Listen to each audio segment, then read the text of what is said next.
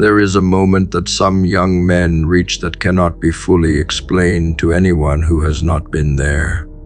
It is not a loud moment. It does not announce itself with drama or ceremony. It arrives quietly in the middle of a period that looked from the outside like nothing special and felt from the inside like the bottom of everything. You have been carrying something heavy for a long time. The weight has a specific shape that belongs entirely to your particular life. The failure that kept repeating. The pattern that kept returning no matter how many times you decided it was finished. The darkness that settled in when the noise stopped and the real interior of your life became audible. The feeling of being held back by something you could not fully name or locate or grab hold of enough to remove. And then something shifts. Not because you finally became strong enough to break the chain yourself, but because something outside you and larger than you decided that the chain had served its purpose and the time for it was done. The darkest soldier is not the weakest man in the room. This needs to be understood clearly because the culture around young men has confused darkness with weakness in a way that costs enormous numbers of them the ability to recognize what they actually are. The man carrying the heaviest interior weight is often the man with the most capacity. The sensitivity that makes the darkness so acute is the same sensitivity that makes him capable of depth that the lighter men around him do not have access to. The pain that has shaped him has also built something in him that the untested man does not possess. The fire that has been burning inside the hardest periods of his life has not been destroying him in the final sense, even when it felt like destruction. It has been working on him, refining something, preparing something. The darkest soldier is dark because of what he carries, and what he carries is not a curse. It is the weight of a person being made ready for something that requires exactly that kind of preparation. God does not break the chain before you are ready for what the breaking releases. This is the part that makes the waiting so hard. The chain is not broken early because the version of you that existed before the hard period would not have known what to do with the freedom. The wilderness period, the time in the darkness, the years of carrying the weight and the confusion and the feeling of being held back from something without being able to reach it, all of that was building the version of you that can actually handle what comes after the chain comes off. A lion raised in a cage does not know it is a lion. It has the body of one, but the self-understanding of something contained. The wilderness is not the cage. The wilderness is the training ground. The years in it are not wasted years, even though they feel like wasted years from the inside. They are the years where the lion finds out what it actually is. The breaking of the chain is rarely a single dramatic event, even though it feels that way in retrospect when you look back and try to identify the turning point. Most of the time, it is a series of small moments that accumulate into a threshold crossing that you only recognize fully after it has already happened.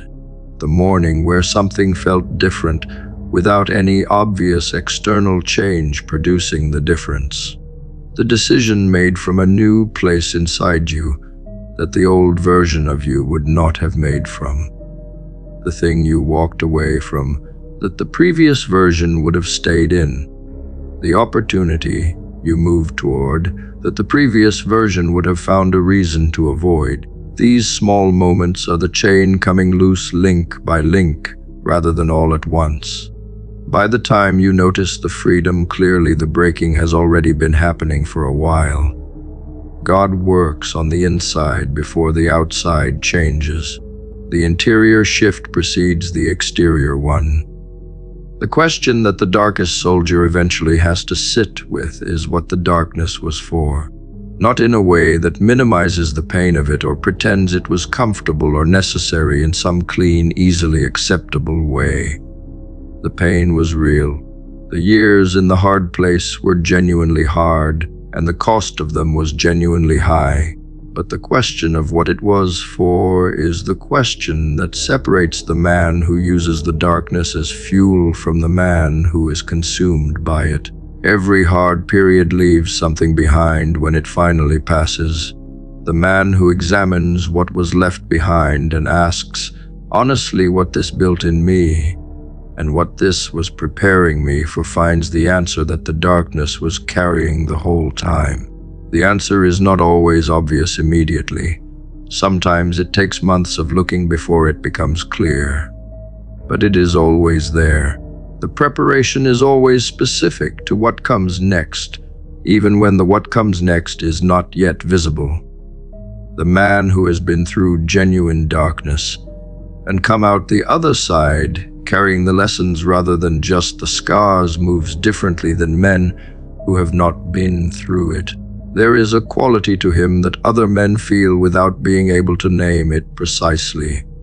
A groundedness, a lack of the particular anxiety that comes from never having been tested at the level that reveals what you are actually made of. He is not performing strength the way the untested man sometimes performs it to compensate for the absence of the real thing. The strength is just there because it was built through the actual experience of being in the hard place and continuing anyway. You cannot manufacture that quality through any other means. You cannot buy it or shortcut your way to it or acquire it through the consumption of content about people who have it. It is built in the darkness, and it belongs to the man who went through the darkness and refused to let it be the final word about who he is.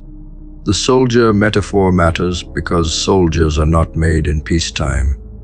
The training exists to prepare for conditions that cannot be fully replicated in safety. But even the training does not fully prepare a man for what the actual battle demands. The actual battle does something to a man that the training could not do. It reveals what is there when everything comfortable is stripped away and the choice is reduced to its most essential form, which is whether to continue or not. The young man who has lived through the personal version of that stripping, who has been in the place where the comfortable layers were removed and the essential question was all that remained, has been through the real thing. The answer he gave in that moment to the question of whether to continue is the most important thing he knows about himself. If the answer was to continue even at the lowest point, then what he has discovered is that he is not the kind of man who stops. That discovery is the chain breaking.